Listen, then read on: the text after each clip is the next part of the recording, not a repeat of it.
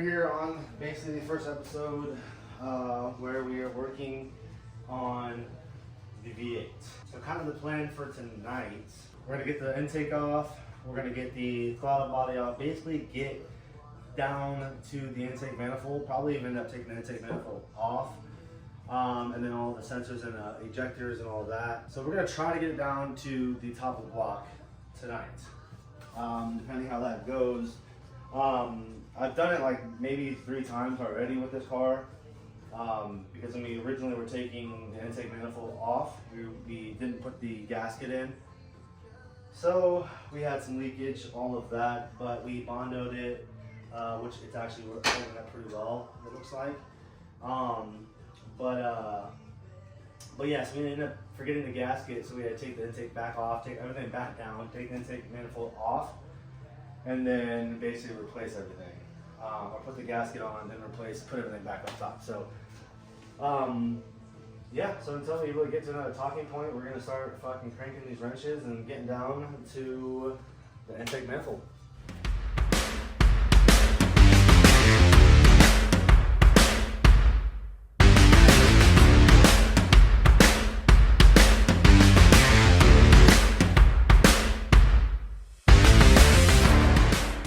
Because that's kind of the plan. What Chris and I were talking, which is Chris is my brother.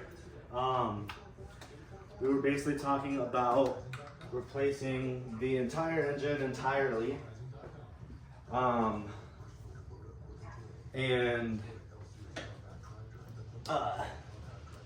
pretty much just replace the whole engine. Instead of fixing the heating issue, figuring out why it's overheating. And you know, stuff like that, instead of actually replacing the entire engine itself. So I don't know what we're gonna end up doing, but either way. All right, well, it stopped recording, but we ended up getting the alternator off. So now I think the next step is gonna be taking the throttle body off, taking the fuel injectors out, taking the fuel rail out, getting all those out.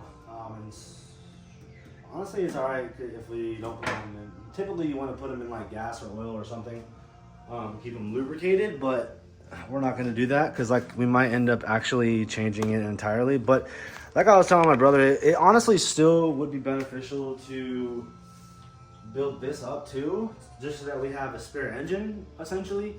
But then again, you know, I don't know. Maybe, like I said, comment down below what you guys think we should do. Should we just buy a new engine entirely, or build this one up, or do both? So we'll give you 3 options, 3 different options that we can choose from on this. But yeah. So if you guys work on cars, you guys know that was like the #1 fucking battle with working on cars is breaking the nuts, or you know what I'm saying. But there's a lot that goes into this type of stuff. Like, I mean, at the end of the day, I'm still learning, you know? I mean, I literally just started working on cars, like, I want to say, like, a year, 2 years ago, you know?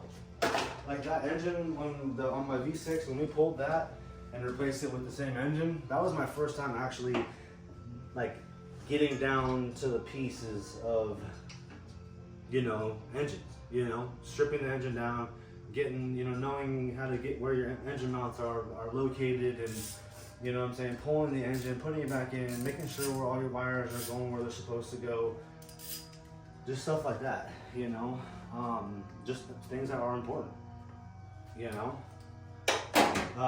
because you need all components of an engine for the engine to run correctly, efficient, and long lasting.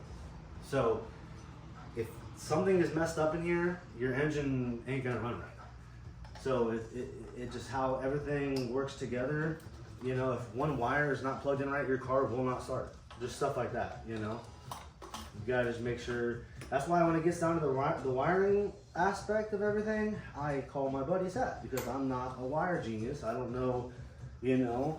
Again, I'm still learning, you know, but there's just a lot that goes into this type of stuff.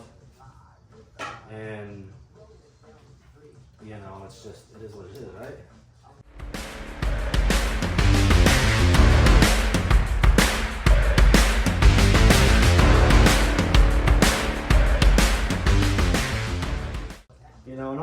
working on cars was honestly, you know, growing on me. You know, I used to, you know, not want to do shit, you know, and I'd always take it in. But I mean, as a man, it's always good to know, you know, how to work on cars. You know what I'm saying? That way you don't have to rely on anyone. You know, you can just go out and honestly, at least for me, you know, working on cars is peaceful. You know what I'm saying?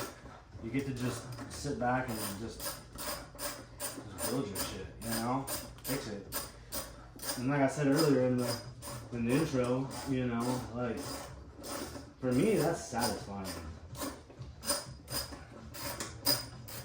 Doing this and then seeing the end result and like, you know, you did it. Like,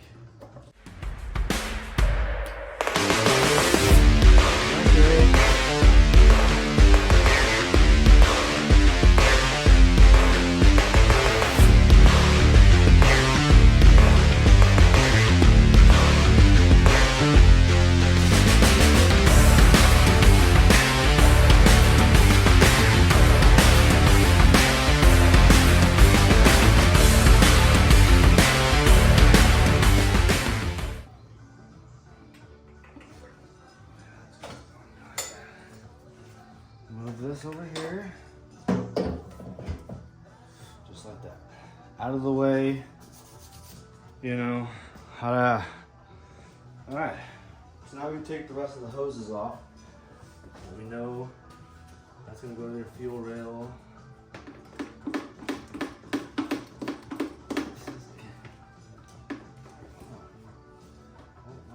Turn over there for now. Here's my wiring harness. That's going to go to the back. Okay, so I think now our objective is take this bracket off, take this fuel rail off, get the injectors out. Yeah. So I don't know what this is, nor do I know what it's for or where it goes to or how to take it off. But if you guys saw what I pointed at, it was this right here. It's a copper bar that goes down, and it attaches to your throttle body. I don't know what it goes to or how to take it off, so we're gonna kind of work around it for now. So now that we got this bar here loose, we can honestly take the fuel rails out, take the fuel injectors out, and take these sensors or clips or whatever you want to call these things next to the injectors. We can pull those out as well. So I'm actually going to stop the video here for now. We're going to go get a tub or something that I can put those, the fuel injectors and all of them in there.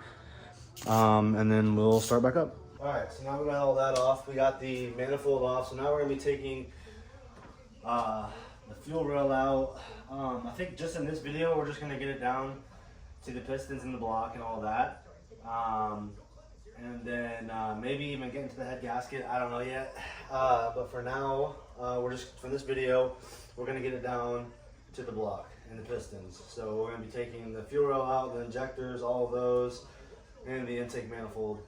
And then probably call it for this video.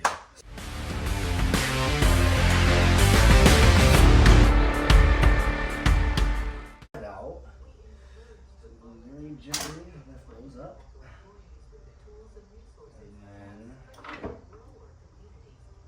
And since we are pulling the rings, you do want to actually get, you're probably going to want to get new rings. Always, once you pull these, because you never know, you could crack it, you know, stuff like that. You can flood your engine, you know, just stuff like that. So it's just really important that when you do pull these, that you are replacing that the rings. Rings are very important. So you can buy them in packs from O'Reilly's. I can't remember exactly how much they were. I think they were like $60, something like that, for 4 of them, or for 8 of them. Because you got, you know. But they're gonna look like this. I'm gonna try to get it in the video. So it's this ring here up top here. They can come off. So you're gonna replace that one, and you're gonna want to replace this one right here. So yeah, you're gonna need 16 of them technically to replace all 8 of them. But yeah, so anytime, it does not matter, you know, if you just, but yeah, anytime that you are replacing these, replace both. So it doesn't matter if you just,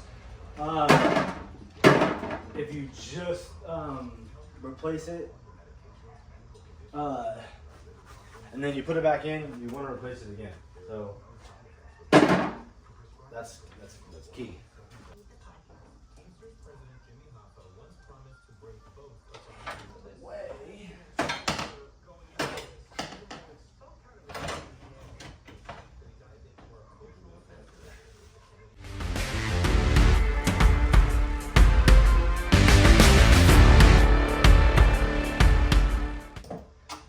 And you know, my dad brought something up very, you know, very smart. If it is your first time tearing down into your block, either take a video or take pictures. You know, as you take parts off, and baggies, and label your baggies, so you know what bolts go to what. You know, just stay organized when you're doing stuff like this, because otherwise it can be a pain in the ass, or it can be super simple. And the organization is going to be completely up to you. You know, this car will be like this until next summer. So I've got a while to kind of figure things out. You know what I'm saying? But the goal is to get this baby running by next summer. I'm gonna be top down cruising next summer. So that's kind of the goal here with this car. So now we're pulling these plugs here. They're just little plugs that are gonna go. And again, these literally just plop in there. That's all they do. You're gonna hear a little pop. I don't know if you guys can hear it on camera. Next is gonna be the intake manifold. Like I said, we're already down to that point, getting the intake manifold off. I'm gonna show you guys what it looks like down in there. You know, these are gonna be your pistons on each side here. It's a V8, so you're gonna have 8 of them. We got 4 on each side. Yeah. So now let's get this manifold off.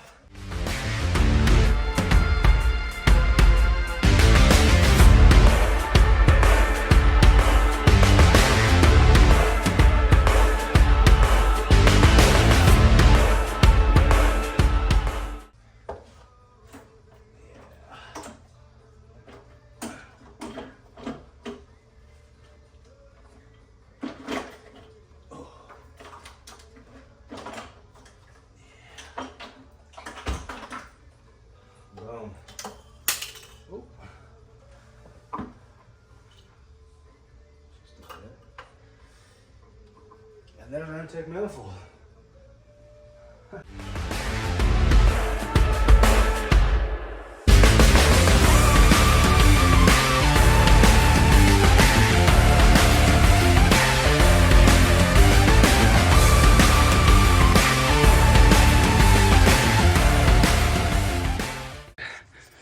So we're done. We got the intake manifold off, which is this right here.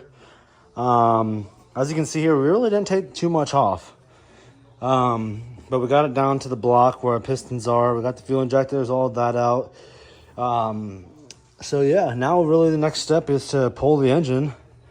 So basically got to get down to the engine mounts and loosening those bolts, loosening the engine, and then loosening it from the tranny, and then pulling it. So that's where we're at with this. So we'll see you guys in the next episode. And I hope you guys have a great rest of your guys' day.